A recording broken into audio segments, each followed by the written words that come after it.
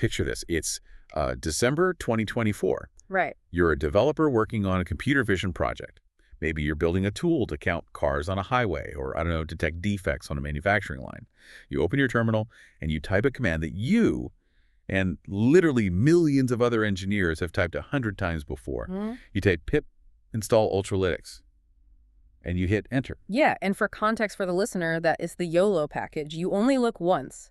It is an incredibly powerful industry-standard computer vision model. I mean, at that time, we're talking roughly 80 million monthly downloads. It was foundational to thousands of enterprise pipelines, academic research projects, you name it. 80 million downloads. So you hit enter. The terminal does its little progress bar dance. The installation completes, and you just go back to writing your code. You feel completely secure. So as you do. You pulled an official, massively popular package from the central Python repository. But what you cannot possibly see, just by looking at your IDE, is that your machine has already been compromised. Yeah. And the mechanism of that compromise is honestly what makes it so chilling. The attackers didn't try to brute force 80 million individual developer laptops. Right. They didn't send out 80 million phishing emails. They went upstream. They managed to inject a malicious script directly into the GitHub Actions continuous integration workflow of the Ultralytics repository itself. Oh, man. So when the legitimate maintainers triggered a build, that injected script silently scooped up the PyPI upload token from the environment variables, sent it to an attacker-controlled server, and then, used that token to publish 4 separate maliciously altered versions of the YOLO package. And the payload wasn't even like sophisticated malware trying to steal state secrets. It was a cryptocurrency miner. Yep. They just wanted to burn your CPU cycles to mint coins. And you did absolutely nothing wrong. You didn't download a shady executable from a weird forum. You didn't disable your firewall. You asked for the official package, and, well, congratulations, your production server is now mining crypto for a stranger in another time zone. And that is not a hypothetical sci-fi horror story. Yeah. That actually happened. The reality of modern software development is honestly terrifying when you look closely at the mechanics of it. We are building enterprise software, banking applications, healthcare portals, using an ecosystem where you are functionally outsourcing the plumbing, the wiring, and the foundation of your house to completely anonymous strangers on the internet. It's wild. So today, we are tearing down the illusion of safety. We're doing a deep dive into Bernat Gaber's 2026 masterclass, Defense in Depth, a practical guide to Python supply chain security. Our mission today is to build an absolutely paranoid, layered defense strategy for your Python projects. Paranoid is the right word. Because if we are relying on thousands of anonymous strangers, we have to figure out how to mathematically and cryptographically trust this code without, reading every single line of it ourselves, which, let's be honest, is impossible. It is physically impossible. You cannot audit millions of lines of transient code every time you run a build. And this is where the core concept of the entire masterclass comes in. Defense in depth. It's a military concept adapted for cybersecurity, and it relies on a very uncomfortable premise. The premise is that every single security control you implement is flawed, and it will eventually fail. I love the pragmatism there. No silver bullets. 0 silver bullets. Vulnerability scanners will absolutely miss 0 days, because a 0 day, by definition, isn't in the database yet. Makes sense. Pinning your packages with massive cryptographic hashes, that will not save you from a day 1 malware infection because you'll just securely download the malware. Cryptographic attestations only prove where the code came from. They do not magically prove the code itself is benign. Because every individual control is bypassed eventually, we layer them. If the firewall fails, the static analysis catches it. If the static analysis fails, the runtime scanner catches it. You build a labyrinth. Let's start by mapping out the sheer scale of this threat landscape, because I don't think developers fully grasp the volume of what they're actually importing. As of March 2026, the Python package index, PyPI, hosts over 743,000 packages. It's massive. But the raw number of packages on the index isn't the actual attack surface. The real nightmare is what the source calls the hidden dependency problem. Returning to your house building analogy, it's actually much worse than just hiring an anonymous plumber, because that anonymous plumber then turns around and subcontracts the pipe fitting to 5 other strangers. Right. And those 5 pipe fitters subcontract the welding to 10 more people you have never met whose names you don't even know. The source uses a brilliant, terrifyingly common example. You are building a web application. You decide to use Flask as your framework. Yeah. It's the gold standard for microservices. Classic. So you go to your terminal, you type pip install Flask. In your mental model, you are adding exactly one piece of software to your project. The reality of the pip resolution engine is very different. You are actually downloading 7 distinct packages. 7. At a minimum. You get Flask, obviously. But Flask's setup.py declares that it cannot run without Werkzeug for WSGI routing and Jinja2 for HTML templating. So pip grabs those. Makes sense. But Jinja2's setup file declares it needs markup safe to escape HTML characters. Werkzeug also relies on markup safe. You also pull in Blinker for signals, Cliff for command line interfaces, and it's dangerous for cryptographic signing. I remember when I first started writing Python, I would look at my virtual environment and see markup safe sitting there, and I had no idea what it was. Exactly. I never typed pip install markup safe. It is functionally a Trojan horse. You open the gates for Flask, and markup safe is hiding in its belly, completely invisible to your top-level requirements.txt file. And here is the critical vulnerability. The execution context is flat. Flag. Yeah, markup safe runs with the exact same operating system permissions as your main application code. If there's a remote code execution vulnerability inside markup safes, your entire application, your database credentials, your user data, everything is compromised. The attacker doesn't need to find a flaw in Flask. They just need to find a flaw in a package 4 layers deep that Flask happens to rely on. Wait, so you're telling me that if the average enterprise Python project doesn't just have one top-level dependency, they have 50 or more of these sprawling, overlapping, transitive dependency trees? We are basically inheriting this security posture of hundreds of hobbyists and volunteers. That is exactly what I'm telling you. And the data shows that security patches for these deep tree, obscure packages consistently lag weeks or months behind the discovery of a vulnerability. That broke my brain. Aren't we just playing an unwinnable game of whack-a-mole? Where do we even start? Well, attackers are incredibly pragmatic. They map these dependency trees. They know security teams are hyper-focused on scanning top-level frameworks like Django or Flask, so the attackers go spelunking. Spelunking, I like that. They look for the forgotten foundational libraries. Which brings us to a string of real-world attacks that fundamentally changed how we view open-source security. Let's examine the CityX and PHPass attacks from May 2022. Oh man, that report honestly made me want to disconnect my router. Explain the CTX vector, because it exploits something so mundane it hurts. It really does. It exploits the life cycle of an email domain. CTX was a minimalist dictionary package. It was highly useful, very stable, and hadn't been updated since 2014. Just sitting there. Just sat on pip doing its job, embedded in thousands of legacy projects. But the original maintainer's custom email domain, the one registered to their pip admin account, eventually expired. They just stopped paying the yearly fee to their registrar. I am already wincing. So the domain goes back into the public pool of available web addresses. Yep. The attackers simply bought the expired domain for $10. They spun up a quick email server configured to catch all incoming mail for that domain. Then they navigated to pip, typed in the maintainer's username, and clicked forgot password. You gotta be kidding me. pip dutifully generated a password reset link and emailed it to the domain. The attackers received the link, reset the password, and took total administrative control of a package that had been trusted for 8 years. That feels like a massive oversight on the registry's part. Why on earth would a central repository allow a password reset to just instantly grant publish rights without verifying the underlying identity of the person? You have to view it through the historical lens of open source software. Okay. For 20 years, the prime directive of ecosystems like Python and Node.js was frictionless adoption.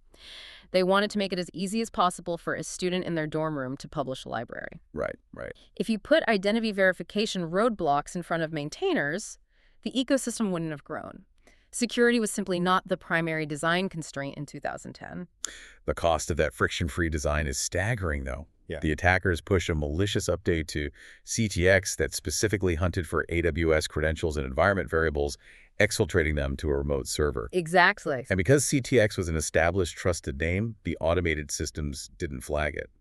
The report notes it was getting roughly 2,000 downloads a day, and it sat there exfiltrating enterprise AWS keys for 10 straight days before a security researcher finally noticed the anomalous network traffic. pip has since implemented mitigations to detect and block domain resurrection attacks, but, attackers adapt. They always do. If they cannot hijack an abandoned account by buying an expired domain, they will aggressively target active maintainers. This escalated in July 2025 with the massive pip-audit phishing campaign. The lowercase j attack.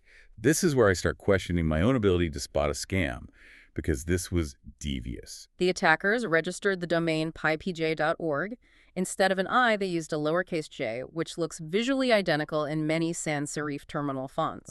Typo squatting the domain itself. Right. They blasted out urgent emails to thousands of maintainers from norply at pipj.org, claiming their packages would be permanently deleted within 24 hours if they didn't log in and validate their accounts. A classic manufactured urgency tactic. Yeah. But the payload wasn't just a fake HTML form that emails a password to a hacker, right? It was a proxy harvester. I've heard the term, but walk me through the exact mechanics of how a proxy harvester bypasses two-factor authentication. That is the crucial distinction. Traditional phishing sites just record what you type into a database.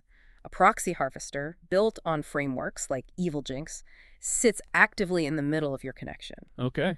When the victim clicks the fake link and types their username and password into the attacker's site, the attacker's server immediately opens a real connection to the actual pip-audit server and submits those credentials. It's acting as a completely transparent middleman. Yes.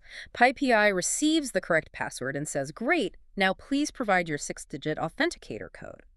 The attacker server receives that prompt from pip-audit and dynamically renders that exact same prompt to the victim's screen. So they see the 2FA prompt. The victim checks their phone, types the 6-digit code into the fake site, and the proxy instantly forwards it to pip-audit. So from the victim's perspective, the login succeeds. They see their actual pip-audit dashboard. Exactly.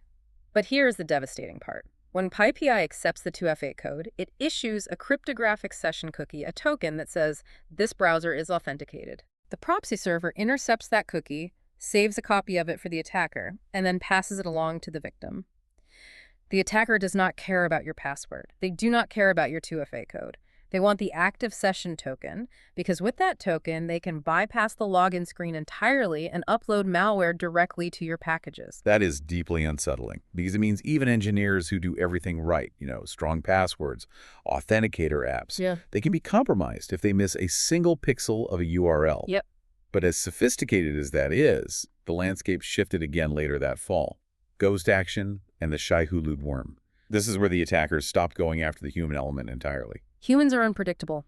Some maintainers use hardware security keys like YubiKeys, which actually defeat proxy harvesters because the hardware key cryptographically verifies the domain name. Right, because it checks the origin. So attackers realized phishing was becoming inefficient. They pivoted to infrastructure. They realized that developers use continuous integration pipelines like GitHub Actions to automatically test and publish their code. And to make that automation work, developers take their highly sensitive pip-audit upload tokens and paste them into their GitHub repository settings as permanent environment variables. The Ghost Action campaign was a masterclass in lateral movement. Threat actors didn't try to hack pip-audit. They injected malicious pull requests and workflow commands into more than 570 open source repositories on GitHub. Jeez. Their code wasn't trying to change the software. It was specifically designed to execute during the CI/CD test run, scrape the memory of the runner environment, and exfiltrate over 3,300 permanent secrets. They stole pip-audit tokens, NPM tokens, Docker registry credentials, and AWS root access keys. And Shai-Hulud was a variant of this that acted as a cross-ecosystem worm. The spice must flow. Base Dune reference, exactly. It would steal an NPM token from a monorepo, use it to publish a malicious node package, which then infected developers who downloaded it, searching their local batch arch files for pip-audit tokens to compromise the Python side. The blast radius is exponential. If you breach the continuous integration pipeline, you hold the keys to the entire software kingdom. I'm looking at this landscape. 50-plus transitive dependencies per project, proxy harvesters bypassing 2FA, CI/CD worms stealing permanent tokens. And I have to ask the obvious question again. Where do we even start to build a defense? We start by looking in the mirror. Etch. We start by securing the perimeter of your own local code base. It is very tempting to point fingers at the open source community and demand they secure their infrastructure. But the harsh truth of supply chain security is that the most critical vulnerabilities usually start with the code you write yourself. The masterclass outlines 3 massive, systemic, self-inflicted wounds that enterprise developers make every single day. Okay, let's air the dirty laundry. Wound number 1. The forever secret. The forever secret. I will admit this on mic. I have done this. Oh, we all have. I have been debugging a deployment pipeline at 2 a.m. The environment variables aren't passing correctly, so I make a quick and dirty commit where I hard code a pip-audit token or a database URL right into the Python script just to see if the connection works. And then once it succeeds, I immediately delete the token, replace it with os.getinv, and push a second commit. No harm, no foul. It was only in the code for 5 minutes. That is the most dangerous misconception about version control. Yeah. Git never forgets. It is physically impossible to truly delete something by just removing it in a subsequent commit. Wait, unpack the architecture of Git for a second, because I think a lot of people view version control as just a series of text file updates. Git is fundamentally a Merkle tree of snapshots. When you commit a file containing a secret, Git compresses that file into a blob, generates a cryptographic SHA-1 hash of its contents, and stores it permanently in the .jtobjects directory. Okay. When you make your second commit deleting the secret, Git doesn't erase the old blob. It just creates a brand new snapshot of your working directory without the secret. Oh. But the original blob containing your raw database password remains permanently woven into the cryptographic history of the repository. So anyone who clones the repo or anyone who clicks the history tab on GitHub can just browse back one commit and copy the password. Worse than that, attackers don't manually browse GitHub. They deploy highly optimized automated scraping bots. These bots monitor the real-time fire hose of every single public commit pushed to GitHub globally. A fire hose? They clone the raw objects and run massive, regular expression engines across the blobs, searching for patterns that match the entropy of AWS keys, Stripe tokens, or PyPI credentials. If you push a token to a public repository, even if you delete it 5 seconds later, a bot has already scraped it. It is compromised instantly. Your supply chain is already broken. So deleting a secret and later commit is like spilling red wine on a white carpet, and your solution is to just throw a rug over it. The stain is still permanently there, and the attackers have X-ray vision. That is a terrifying but very accurate analogy. And that brings us to the second self-inflicted wound, which is subtler, and it involves the math we rely on. Broken cryptography. Okay. We still see major enterprise applications using MD5 or SHA-1 algorithms to verify the integrity of downloaded files or hashed passwords. I still see software distribution pages listing MD5 checksums next to the download buttons. I know it's considered outdated, but how does an attacker actually exploit an MD5 hash in a package installation flow? To understand the exploit, you have to look at how package managers verify files. A cryptographic hash function takes an input like a 50-megabyte Python wheel and compresses it into a fixed-length string of characters. Right. The golden rule of cryptography is collision resistance. No two different files should ever mathematically be able to produce the exact same hash. However, the mathematics behind MD5 were completely broken by researchers in 2004. Attackers figured out how to generate intentional collisions.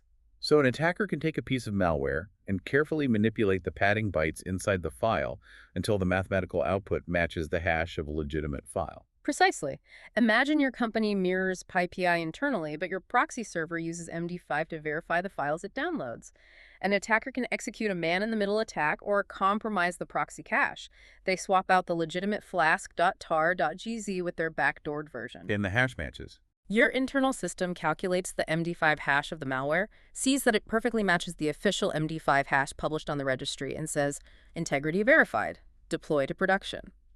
You might as well not have a lock on your front door if the key works on every house on the block. Wow. The National Institute of Standards and Technology formally deprecated MD5 and SHA-1 for digital signatures over a decade ago, yet developers still blindly import hashlib.md5. That is a terrifying failure of basic math. Okay, wound number 3, the hanging connection.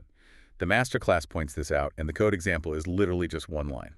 Request.get, open parenthesis, https://api.example.com data, close parenthesis. I've written that exact line of code thousands of times.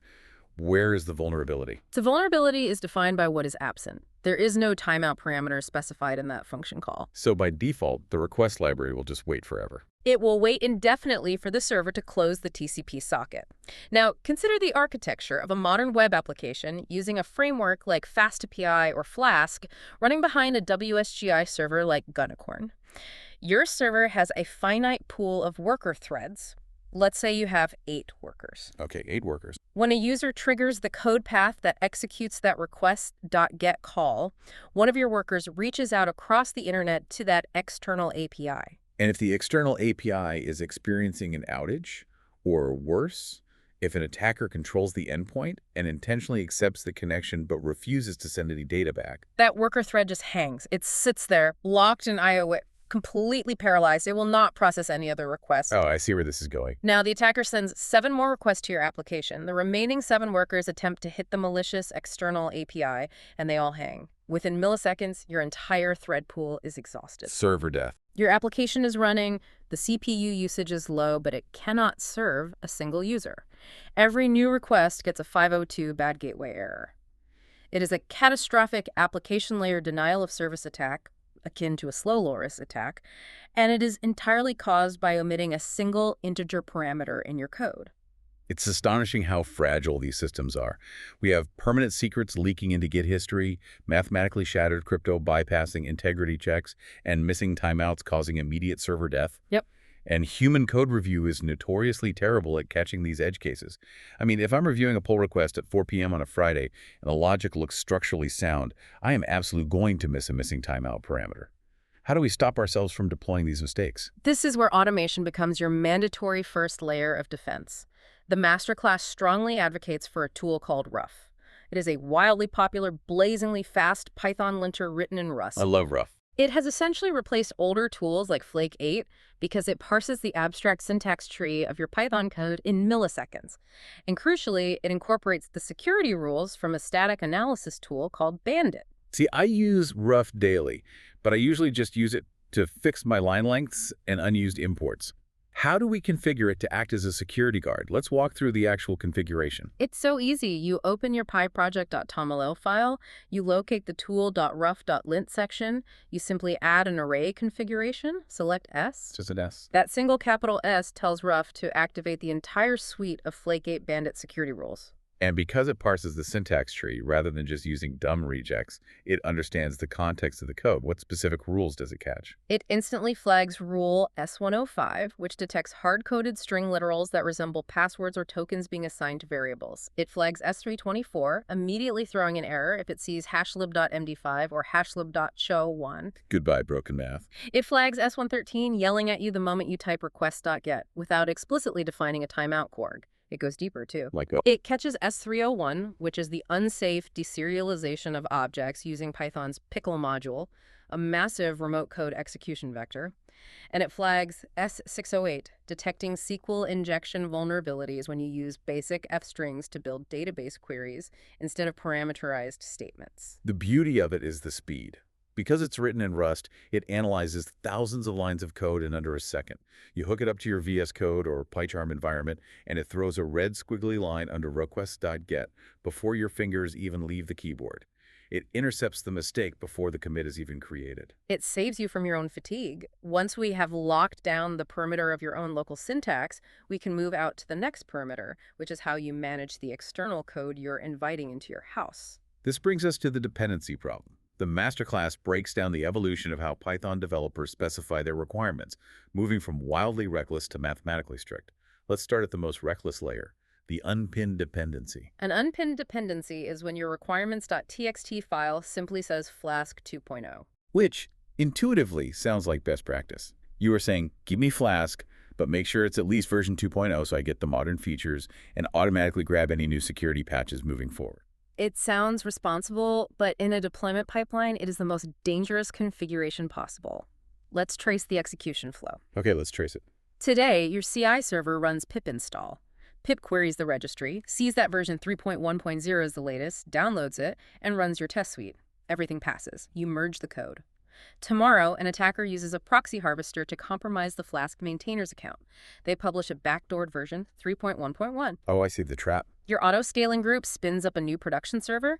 It reads your requirements.txt. It sees Flask 2.0. Pip queries the registry, sees the newly published 3.1.1, and silently grabs the malware. Just like that. You just deployed a cryptocurrency miner directly to your production cluster, and you didn't change a single line of your own source code. Your builds are entirely non-deterministic. Every time you run pip install, you are playing a game of Russian roulette with the current state of the public registry. So the industry reaction to that was version pinning. Instead of a greater than sign, developers started using double equals, Flask 3.1.1. You are explicitly locking the dependency to the exact version you tested on your local machine. Right. And it is vastly superior to unpinned ranges because you ensure that tomorrow's deployment will attempt to fetch the exact same version number as today's deployment. But version pinning lacks a crucial element, cryptographic integrity. Now, hold on. I need to challenge this. If I tell pip to download exactly version 3.1.1, how can that lack integrity? IPI operates as an immutable registry. Once a maintainer uploads Flask 3.1.1.tar.gzz, PyPI physically prevents anyone, even the original author, from deleting and replacing that specific file. The file is locked. The specific file is locked, but the version release is not closed. What do you mean? This exploits the duality of Python packaging. Source distributions, the STISs, versus precompiled wheels. When a maintainer releases version 3.1.1, they might only upload a source code tarball. When you run pip install Flask 3.1.1, pip downloads the tarball and compiles it on your machine. Right. 6 months later, an attacker compromises the maintainer account. They cannot overwrite the existing source tarball. However, PyPI allows maintainers to upload additional distribution files to an existing release to support new operating systems. The attacker uploads a precompiled binary wheel, heavily backdoored, specifically targeting Linux environments. And the pip resolution algorithm prefers precompiled wheels over source tarballs because they install faster. Exactly. So your deployment server runs the exact same command, pip install Flask 3.1.1. Pip queries the registry, notices a brand new Linux wheel that wasn't there 6 months ago, prioritizes it over the safe source code, and installs the backdoored binary. You ask for a locked version, and you still got compromised because of archive confusion. Archives confusion. That is a staggering flaw in the logic of version numbers. Which brings us to the ultimate standard, hash pinning. Hash pinning removes all ambiguity. Your log file doesn't just specify the version number, it appends the exact cryptographic fingerprint of the file.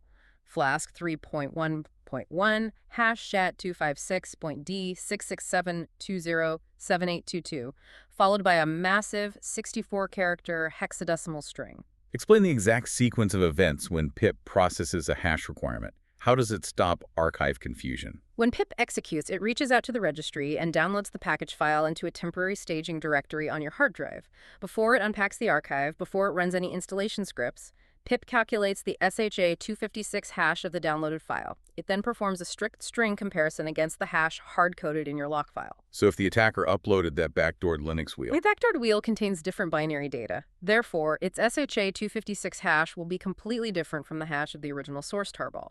The string comparison fails. Pip instantly aborts the installation, deletes the temporary file, and throws a massive fatal error to your terminal. It guarantees perfect bit-for-bit reproducibility. If the file has been tampered with in transit, if the proxy mirror is compromised, or if a malicious wheel is injected, the installation halts. To achieve this, the masterclass recommends entirely abandoning manual requirements files and adopting modern automated tooling like Duvo. Uvo is a revolutionary package manager written in Rust. You simply define your loose, untinned requirements in a pyproject.tom file. Then you run a single command .uvlock.uv, crawls your entire dependency tree, including all 50 of those hidden transitive dependencies we discussed, resolves the most compatible versions, and generates a massive strict uv.lock file containing the perfect SHA-256 hashes for every single package, for every possible operating system architecture. And if an enterprise is heavily entrenched in legacy pip environments and can't adopt of yet, you use pip tools. You maintain a requirements.in file, and you run pip compile generate hashes. It produces a fully hashed requirements.txt that traditional pip can consume safely. But there's a massive operational trap here that ruins the entire defense. Traditional pip only enforces hash checking if every single requirement has a hash, or if you explicitly pass the require hashes flag. Wait, let me make sure I understand this. If I have an automated log file with hashes for 99 packages, and a developer manually types in one extra package at the bottom of the file without generating a hash, pip will look at the file, see the one missing hash, and silently disable cryptographic verification for that specific unhashed package. The installation will proceed, and you are completely vulnerable. That is horrifying. Okay, I need to push back heavily here. I am an engineering manager trying to actually ship a product, generating massive log files with hundreds of SHA 256 hashes sounds like an absolute administrative nightmare when it's time to upgrade anything. If the Django framework releases a critical security patch on a Tuesday, I cannot just quickly bump the version number in a text file. I have to recalculate the cryptographic hashes for half the Python ecosystem. You are adding hours of CI pipeline failures and developer friction just to apply a basic patch. How do we balance this mathematically perfect reproducibility with the actual need to iterate and build software? You are absolutely correct that managing hashes manually is impossible. The solution is the strict separation of the development environment from the deployment environment. Developers should never, ever look at or manually edit a lock file. Okay, map that out. What does the developer workflow actually look like? In your local development environment, you interact exclusively with the pyproject.tama file, which contains broad, unpinned ranges. Flask 3.0. This gives you the flexibility to easily pip install upgrade on your laptop to test new features, but your CI/CD deployment pipeline, the system that actually pushes code to production, must completely ignore the pyproject.toml. Right. The deployment server strictly executes yevsync or pip install require hashes using the generated log file. Development is what I want, and deployment is what I have cryptographically verified. And how do we handle the patching nightmare? You automate the maintenance using bots like dependabot or retivate. You drop a .github dependabot.iml configuration file into your repository. The bot constantly monitors the OSV database. When Django releases a patch, dependabot automatically recalculates the hashes, generates a new lock file, runs your entire test suite in an isolated environment, and opens a pull request. So it's totally automated. You don't do any math. You review the test results, click merge, and the new hashes are promoted to production. That makes the administrative overhead invisible. But you mentioned a hard truth about hash pinning earlier, and we need to revisit it. If hash pinning guarantees perfect reproducibility, what is the flaw? The flaw is that hash pinning only protects against tampering after the initial resolution. It stops an attacker from swapping a package out from under you, but it provides absolutely zero protection if you unknowingly request malware on day one. This circles back to the Ultralytics YOLO hack we opened the show with. Precisely. If the YOLO package is compromised with a crypto miner on Tuesday morning, and you decide to start a brand new computer vision project on Wednesday afternoon, you run uplock. The tool will dutifully reach out to PyPI, download the backdoored YOLO package, calculate its SHA-256 hash, and write it into your lock file. Oh, man. You have just perfectly cryptographically secured a malicious payload. Hash pinning guarantees you get exactly what you asked for. It does not guarantee that what you asked for is benign. You just securely pin the malicious hash. That is a brutal realization. It is. If pinning only locks the box, but doesn't tell us if there's a bomb inside the box, we have to find a way to look inside. This brings us to the necessity of automated scanning and the concept of invisible bugs. Because malware isn't the only threat, the masterclass highlights CVE 2024-2021-95 to prove this point. Yes, that CVE was a cross-site scripting or XSS vulnerability discovered in Jinja 2. Jinja 2 is the default HTML template engine used by Flask and countless other frameworks. The vulnerability existed deep within the template engine's abstract syntax tree parsing logic regarding how it handled specific HTML attributes. Explain how this vulnerability manifests in a production environment, because this is the concept that breaks a lot of developers' mental models of security. Let's say I write a perfectly clean Python application. My code has 100% test coverage. It has been reviewed by 3 senior engineers. I have 0 security flaws in my own app.py. Your code is structurally flawless. But your flawless code takes an untrusted input from a user, let's say they fill out a profile bio, and your code passes that text to Jinja 2 to render on a profile page. If that specific flow hits the affected logic path inside the Jinja 2 library, an attacker can format their profile bio with a malicious JavaScript payload. And because the vulnerability is in the rendering engine, the engine fails to sanitize the input. The template engine executes the flaw, the malicious script is injected directly into the HTML of the page, and it executes in the browser of any user who views that profile. The attacker can instantly steal session cookies, bypass authentication, and hijack accounts. And the most terrifying aspect of this is that I can stare at my own app.py source code until my eyes bleed, and I will never ever spot this bug, because the bug physically does not exist in the files I wrote.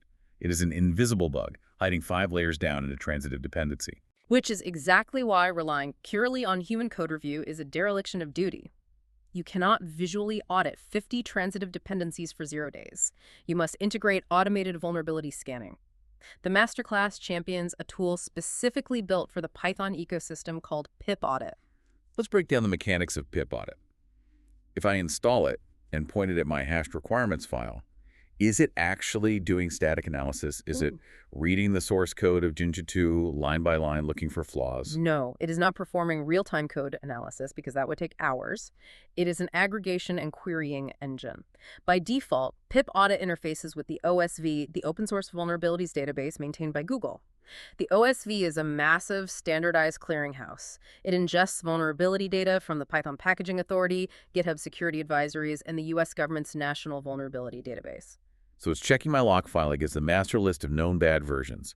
Exactly. It extracts the exact version numbers you are using, say Jinja 2 version 3.1.2, and queries the OSV API. The OSV responds, yes, version 3.1.2 is explicitly linked to CVE 2024-22-195. Pip-audit instantly fails your CI pipeline build, prints out the CVE description, and provides the patched version number you need to upgrade to. Okay, this sounds incredibly powerful on paper, but as someone who has managed enterprise CI pipelines, we need to have a serious reality check here about the psychological toll of these tools. Let's roast the concept of alert fatigue. Oh, let's. Because in practice, I set up a tool like pip-audit, I hook it up to my Slack channel, and immediately my channel becomes a wall of red siren emojis every single morning. It flags vulnerabilities in testing libraries we only use locally. It flags esoteric math libraries. Eventually, the engineering team develops banner blindness. They just start ignoring the alerts or silencing the bot. And that complacency is incredibly dangerous, but it stems from a fundamental misunderstanding of what a CVE actually represents. Not every CVE affects your application. A vulnerability in a package does not automatically equate to a vulnerability in your system. Right, it's like a massive automotive recall. Yeah. If Honda issues a critical recall for the 2024 Civic because the factory installed a faulty stereo wiring harness that randomly catches on fire, that is a terrifying flaw. Sure.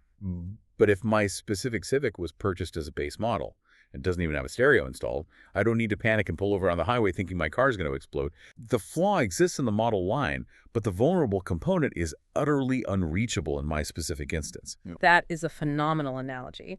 In software architecture, we call this reachability. If pip-audit flags a massive remote code execution vulnerability in a dependency, but that vulnerability requires passing a specific XML payload to a highly exotic function within that library, and your application never imports or calls that function, it is a false positive for your specific operational context. The package is technically vulnerable, but your application is practically immune. So how do we configure our pipelines to handle this? Because if I configure pip-audit to fail to build on any CVE, my engineers won't be able to deploy code because of a vulnerability in a function we don't even use. Sure. We need a way to filter the noise so we aren't crying wolf. You must implement a triage process, and the industry is rapidly moving toward a standard called VEX, the Vulnerability Exploitability Exchange. VEX is a machine-readable document, usually a JSON file, where software producers can explicitly declare the reachability of a CVE. How does that look in practice? When the scanner flags the Jinja 2 vulnerability, a senior engineer investigates. They trace the AST paths of your code and confirm, this vulnerability only triggers if you use the XMlatter filter, which we do not use anywhere in our code base. The engineer generates a VEX statement for that specific CVE, marking its status as not affected and the justification as vulnerable code, not an execute path. Nice. You feed that VEX document into your scanner configuration. The next time the pipeline runs, the scanner sees the CVE, checks the VEX document, realizes it has been audited and mitigated, and silences the alert. It allows the build to pass. You suppress the noise cryptographically and audibly, ensuring that when a red siren does go off in Slack, it is a legitimate, reachable threat that requires immediate action. Okay, we are linting our code for secrets, we are strictly pinning our dependencies with cryptographic hashes, and we are querying vulnerability databases to find invisible bugs. But what happens when a massive zero-day vulnerability drops on a Friday night? I'm talking a log4j level event, or a massive remote execution flaw in Flask. How do you even know if your enterprise is affected? This moves us into visibility and defeating dependency confusion. If you manage a complex microservice architecture, say 50 different applications maintained by a dozen different teams, answering the simple question, are we using this vulnerable package, can take days of frantic manual grep searches across hundreds of repositories. By the time you find the vulnerability, the attackers have already exploited it. The only way to survive a 0 day is to have immediate centralized visibility.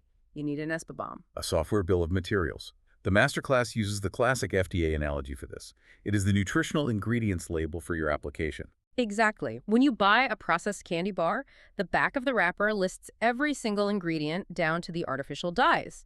If the FDA issues an emergency recall for a specific red dye, you don't have to send the candy bar to a chemistry lab to figure out if it's safe. You just read the label. An SBOM is a machine-readable XML or JSON document that exhaustively lists every single direct and transitive dependency embedded in your software artifact exactly as it was built at that specific moment in time. The masterclass discusses two competing formats, Cyclone DX and SPDX. It seems like Cyclone DX has won the mind share in the Python and web application ecosystem. Yes, Cyclone DX is driven by the OWASP Foundation, making it highly tailored for application security and vulnerability management.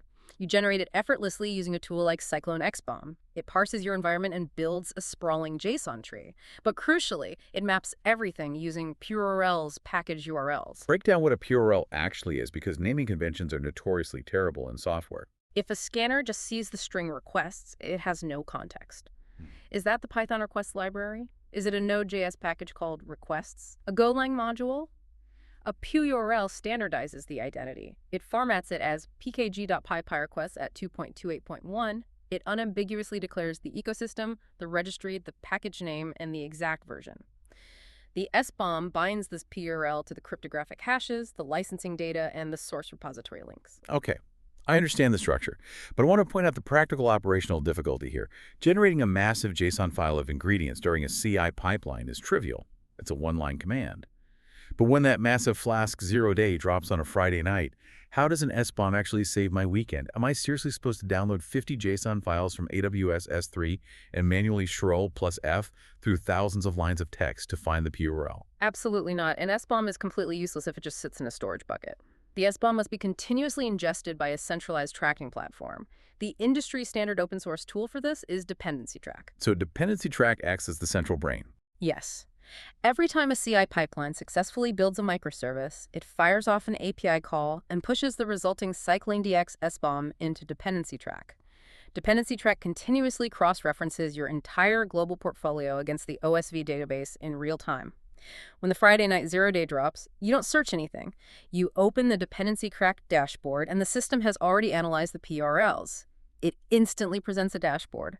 Microservices A and D are running the vulnerable Flask version. Microservices B, C, and E are safe. That is amazing. You immediately isolate the two vulnerable services, deploy the patch, and go back to enjoying your weekend. It turns a 3-day forensic nightmare into a 10-minute targeted operation. That level of visibility is incredible.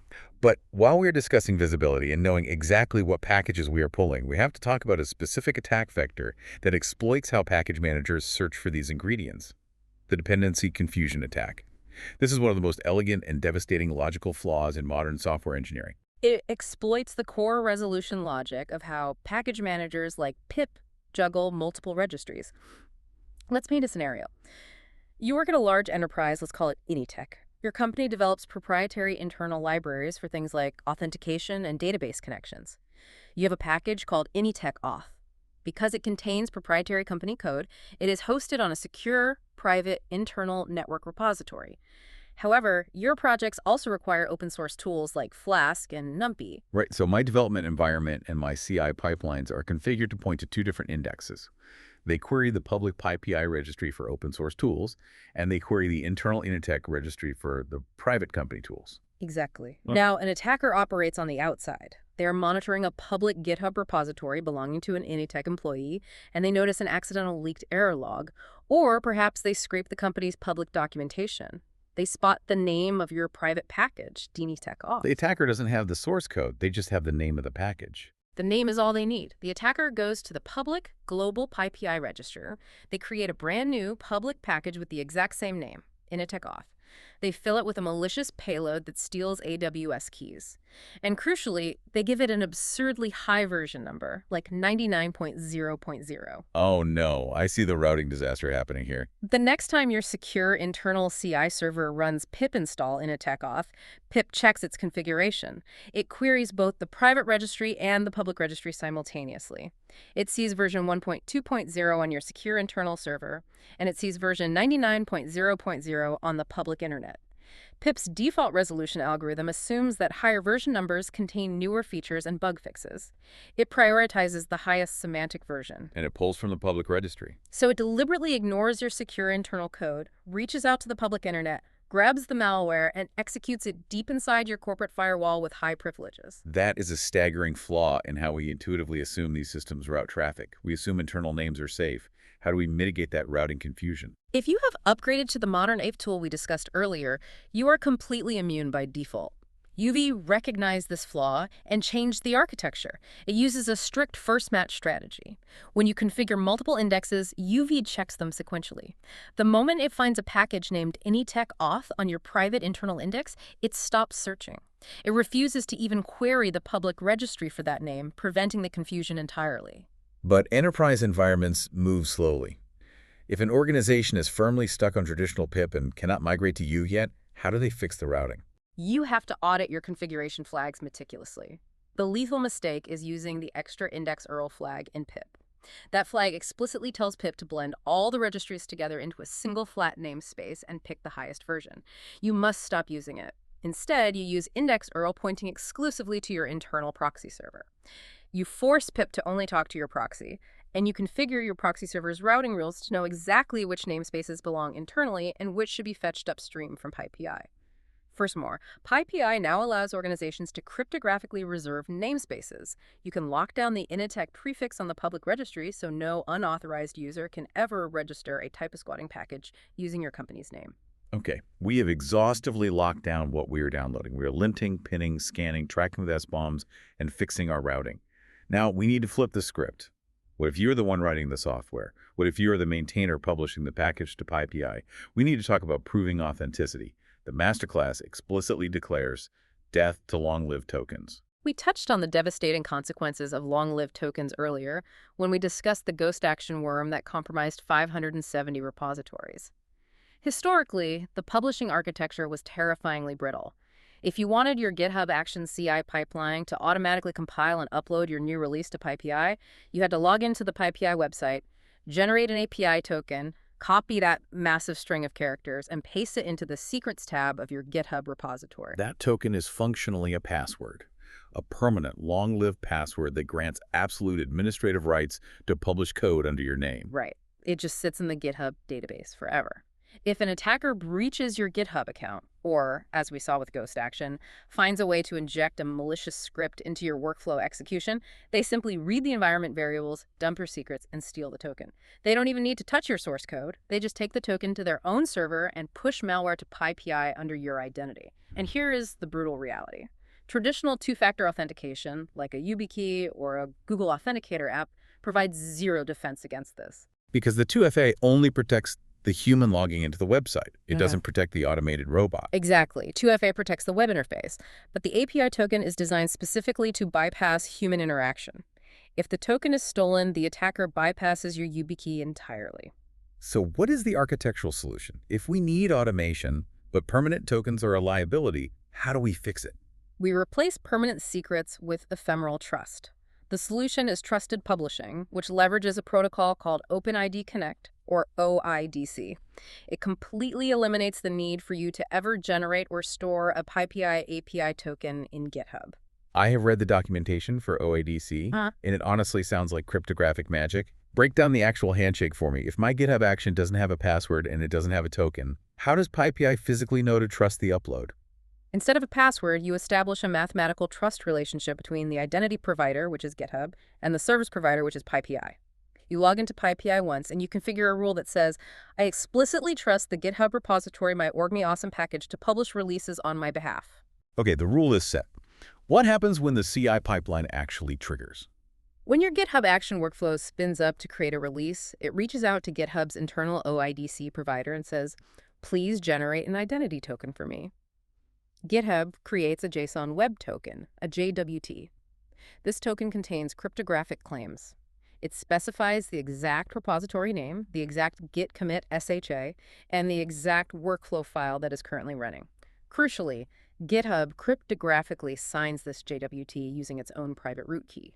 So the action sends this signed JWT over to pip-audit along with the package files. Yes, pip-audit receives the request, It extracts the JWT and queries GitHub's public key infrastructure to mathematically verify the signature. Once pip-audit confirms the signature is valid, proving it genuinely came from GitHub, it reads the claims inside the token. It checks the repository name against the trust rule you set up earlier. If everything matches perfectly, pip-audit dynamically generates a temporary, highly scoped upload token, accepts the package file, and then the token instantly evaporates. That is brilliant. There is literally no permanent secret for an attacker to steal. Even if a threat actor manages to scrape the environment variables of the runner during the execution, the OIDC token they steal is strictly bound to that specific workflow run and expires in minutes. They cannot take it back to their own servers and use it tomorrow. It eradicates the entire class of credential exfiltration attacks. But I knew there was a but. Plot twist. What is the catch? the catch is the execution context. OIDC guarantees that the package is being published by your specific GitHub action workflow. But what if your workflow itself is compromised? Suppose you were running a code linter or a testing framework inside your GitHub action right before the publish step. If an attacker compromises that testing framework, they can execute arbitrary code inside your runner environment while the workflow is active. Oh, the call is coming from inside the house. Exactly. The attacker doesn't need to steal the OIDC token and take it home. They just hijack the execution flow, compile their own malicious payload locally on the runner, and then trigger the legitimate OIDC token exchange right there in the authorized environment. pip-audit sees a valid request coming from the correct GitHub repository and accepts the malware. The pipeline is trusted, but the pipeline is infected. So replacing tokens with OIDC isn't enough. We have to violently lock down the CI pipeline itself. How do we audit a YAML file? The masterclass introduces an incredible tool for this specific problem called Zizmor. It is a static analysis and linting engine specifically designed for the syntax and execution quirks of GitHub Actions workflows. It's essentially a security spell checker for CI YAML files. How does it work? Is it just grepping for bad commands? It is far more sophisticated. It parses the abstract syntax tree of the YAML file to understand data flows and execution contexts. For example, it looks for template injection vulnerabilities. Developers often take untrusted user input, like the title of a pull request, and directly interpolate it into a bash script inside the YAML file using the github.event.pullRequest.title syntax. Which is a massive remote code execution vector. If an attacker names their pull request with a bash termination string, followed by curl malicious script.esh bash. The GitHub runner evaluates the string, injects it into the bash context, and immediately executes the attacker's code with full repository permissions. Zizmor catches that data flow and flags it. It also flags excessive permissions, identifying when you lazily grant the workflow right all access to your repository when it only needs read access to check out the code. But the most critical vulnerability it flags is unpinned uses. Unpinned actions. Let me guess. This is the exact same logical flaw as unpinned Python dependencies, just applied to the CI infrastructure. Exactly the same. In your workflow YAML, you might have a step that says uses action checkout at v4. You are telling GitHub to pull whatever code happens to be tagged v4 at the exact millisecond your workflow runs. And if the maintainer of that checkout action gets compromised via a proxy harvester and the attacker moves the v4 tag to point to a backdoored commit, The very next time your CI pipeline runs, it reaches out, grabs the malware, executes it with the highest administrative privileges in your environment, hijacks the OIDC handshake, and publishes a virus to pip-audit under your impeccable reputation. it is a terrifying supply chain cascade. So how does Zizmor force you to fix it? Zizmor demands cryptographic immutability. It forces you to pin your GitHub actions to exact git commit SHAs. Instead of using a mutable tag like at v4, your workflow must specify at A5X7E5, followed by the massive immutable 40-character hexadecimal hash of the specific commit you audited. You lock the pipeline infrastructure down just as violently as you lock down your Python packages. And when you achieve this level of maturity, when your code is linted, your dependencies are hashed, and your pipeline is locked down with OIDC and pinned actions, you unlock a superpower. The masterclass refers to PEP 740. Cryptographic attestations. PEP 740 is the holy grail of software provenance. It integrates the Python ecosystem with the SigStore framework. I hear the word SigStore constantly in security circles. Explain the mechanics of an attestation. How does it differ from a traditional PGP signature? Traditional PGP relied on developers managing their own private keys on their laptops, which was a disaster because developers constantly lost their keys or had them stolen. SigStore introduces keyless signing. When your GitHub action uses trusted publishing to upload a package, the SigStore infrastructure, specifically the Full CO Certificate Authority, generates a short-lived cryptographic certificate. This certificate binds the ephemeral public key to the OIDC identity we discussed earlier, the specific GitHub repository, and the specific workflow run. Okay, so the package is cryptographically signed by the automated pipeline itself, not by a human. Exactly. The package is signed, the certificate expires in 10 minutes so it can never be stolen, and then the magic happens. The signature and the certificate details are permanently recorded in the record transparency log. And a transparency log is an immutable ledger, correct? Like a Merkle tree. It is an append-only cryptographic ledger. Once an entry is written, it is mathematically impossible to delete or alter it without invalidating the entire global chain. So let's bring this all the way back to the Ultralytics YOLO hack we opened the show with. What? If that attack happened today, in an ecosystem utilizing PP740 attestations, how would the incident response change? It changes everything. In 2024, investigators had to spend days doing manual forensic analysis, parsing server logs, trying to figure out how the malware got injected. Today, if an anomaly is detected, investigators simply query the SigStore transparency log. The ledger would instantly reveal the provenance. They would see, version 8.0.0 was cryptographically signed by the legitimate main branch deployment workflow. But look at this. Version 8.0.1, the one containing the crypto miner, lacks a valid attestation from the main branch. It was published by an anomalous workflow triggered by an external pull request. It's basically a tamper-evident seal on a medicine bottle. An attestation does not prove that the medicine inside the bottle will cure you. It doesn't prove the code is bug-free, but it cryptographically proves exactly which factory the bottle came from, and it proves that the seal has not been broken since it left the assembly line. Precisely. It allows you to instantly separate compromised infrastructure uploads from legitimate ones. Which brings us to the final, ultimate layer of defense in the masterclass. Section 7. The ultimate buffer, time-based defenses. This is where we acknowledge a physical, operational reality. When an attacker successfully publishes a malicious package to PyPI, it is instantly, globally available to millions of automated CI pipelines around the world. The distribution is instantaneous, but detection takes time. Someone has to notice the anomalous CPU spike caused by the crypto miner. A security researcher has to reverse engineer the payload. A report has to be filed. The PyPI administrators have to manually investigate the report and execute a takedown command. And that gap, the hours or days between publication and takedown, is the danger zone. If your deployment pipeline runs during that window, you are compromised. So what is the defense? The most effective defense against a zero-day supply chain attack is incredibly low-tech. You simply wait. Delayed ingestion, the 7-day rule. Exactly. You intentionally configure your architecture with a strict rule. No package version and no update is allowed to be installed in our environment until it has been publicly available on the PyPI registry for at least 7 full days. Okay, I have to laugh at the brutal pragmatism of this. Our highly advanced, mathematically rigorous, enterprise-grade security strategy is basically to stand back and let everyone else step on the landmines first. We are functionally using the rest of the open source ecosystem as the canary in the coal mine. That is exactly what it is, and mathematically it is highly effective. Most supply chain attacks are noisy. Crypto miners spike CPU usage. Proxy exfiltrators trigger outbound firewall alarms. Blatant type squatting is quickly flagged by automated scanning bots. Because they are noisy, they're usually detected, reported, and yanked from PyPI within 48 to 72 hours.